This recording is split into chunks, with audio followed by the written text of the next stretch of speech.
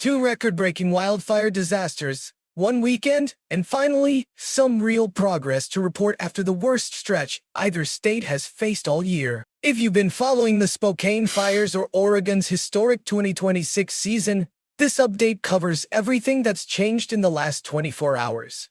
Plus where both crises stand heading into next week, and what forecasters expect once this weekend's brief cool-down ends. Let's start with the news everyone's been hoping for out of Washington.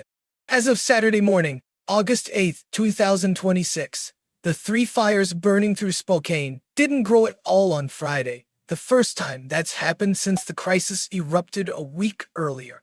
The Autumn Lane fire is now 47% contained, up from 37% the day before.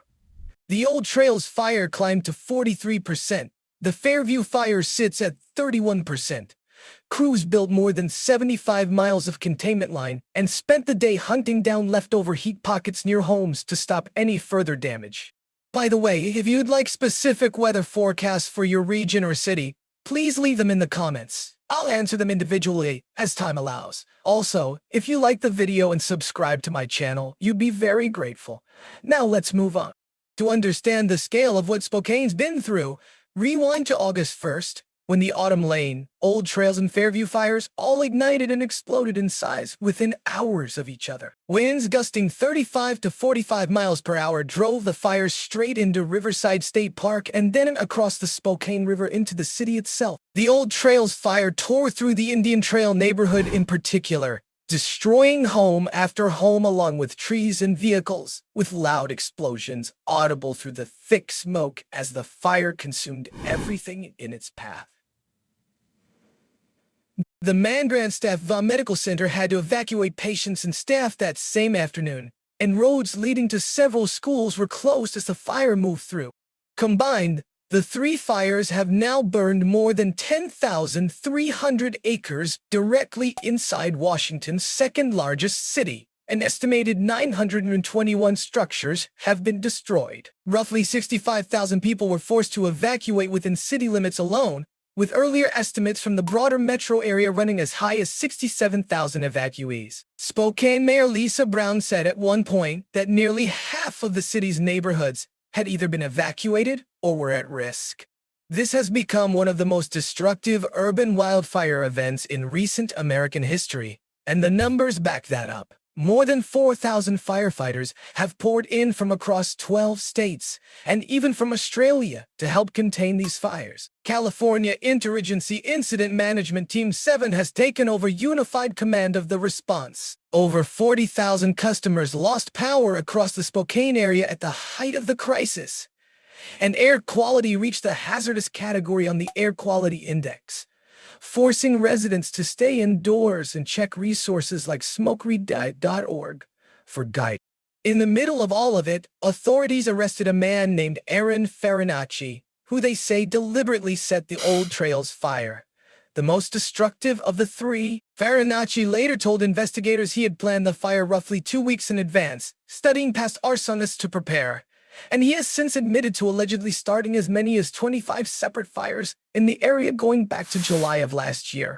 Washington Governor Bob Ferguson has been front and center throughout this disaster. He's described Spokane as looking like a war zone, and he confirmed he personally spoke with President Trump and Homeland Security Secretary Markwayne Mullin about securing federal disaster assistance. FEMA has since approved fire management assistance grants covering firefighting costs for the Spokane fires, as well as the Autumn Lane, Fairview, and Sinlahaken fires. Specifically, Ferguson declared a statewide wildfire emergency and issued a statewide burn ban on August 1st, when Washington's Department of Natural Resources reported 10 large wildfires burning across roughly 200,000 acres statewide, prompting the agency to bring in the National Guard to help shore up firefighting resources.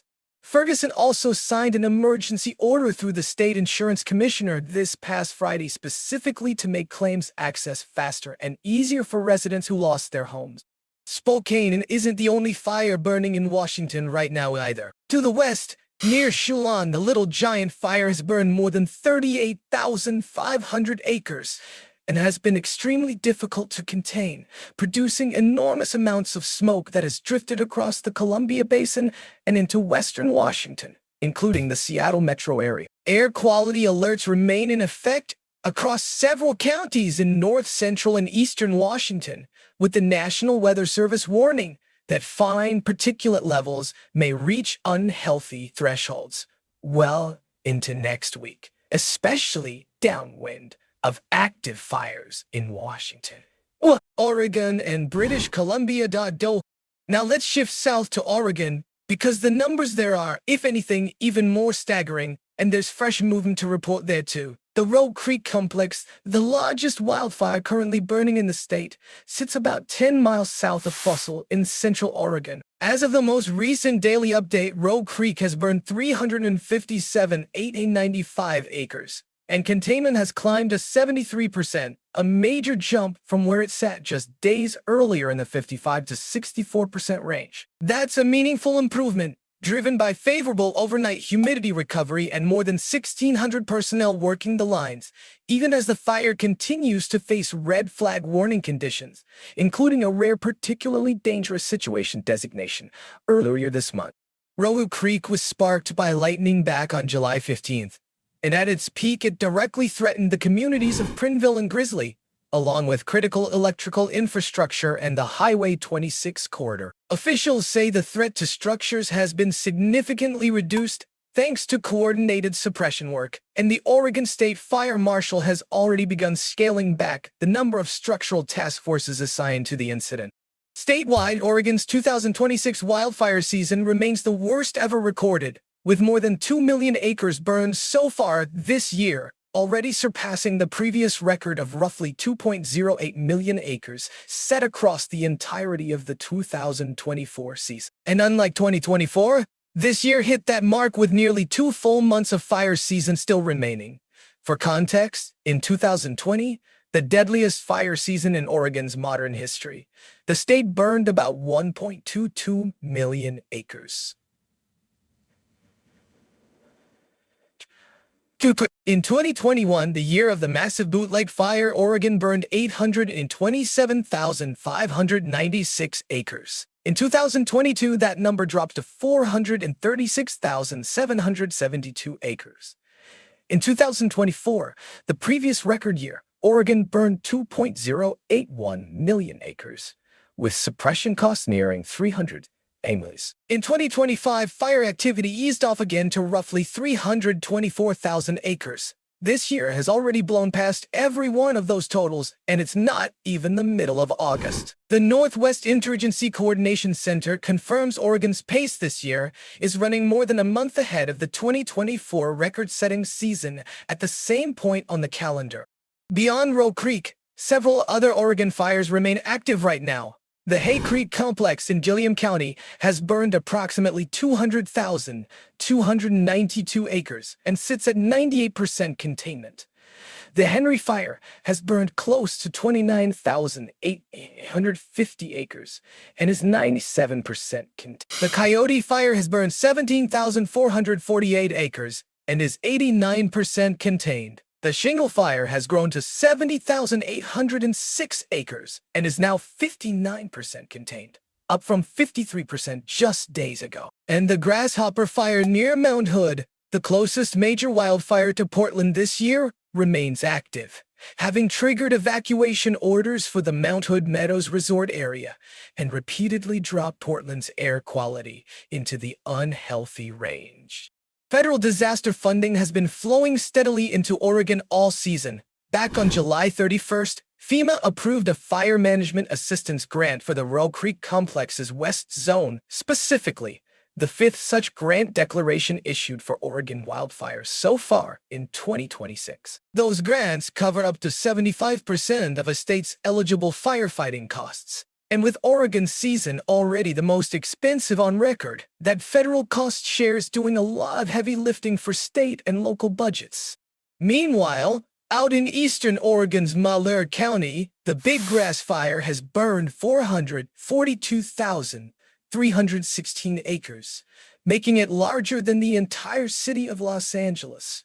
with containment sitting at 41%. That fire was sparked naturally back on July 23rd and has been steadily grinding through open grassland ever since. Let's also take stock of Idaho and the broader inland Northwest, since the smoke and evacuation strain haven't stopped at the Washington state line. Sandpoint, Idaho, just across the border, has seen local events canceled and donation stations set up specifically to support people displaced by the Spokane fires. U.S. Senator Maria Cantwell of Washington said this past week that she and her colleagues received a direct briefing from Interior Secretary Doug Burgum, Agriculture Secretary Brooke Rollins, and Wildland Fire Service Director Brian Fennessy, who assured lawmakers that keeping firefighting ground crews and aircraft stationed in the Pacific Northwest remains a top federal priority as this crisis continues to unfold. For families who have made it back into previously evacuated neighborhoods, the picture is still far from normal. Reporting from the ground describes streets where entire rows of homes are reduced to nothing but standing chimneys, while a house 2 doors down survives untouched. Power and internet service remain out in some of the hardest-hit areas, with no firm timeline yet on restoration. Community support has poured in on both sides of the border, too. In the Spokane region alone, local fundraising efforts have raised more than $1.55 million for wildfire relief. What's driving all of this? Oregon and Washington officials point to a familiar combination: a winter with below-average snowpack, limited rainfall east of the Cascades, and more than half of Oregon currently sitting under emergency drought declarations. Layer repeated lightning storms on top of extreme dryness and high winds, and you get exactly the kind of explosive, fast-moving fire behavior we've watched unfold across both states over the past several weeks.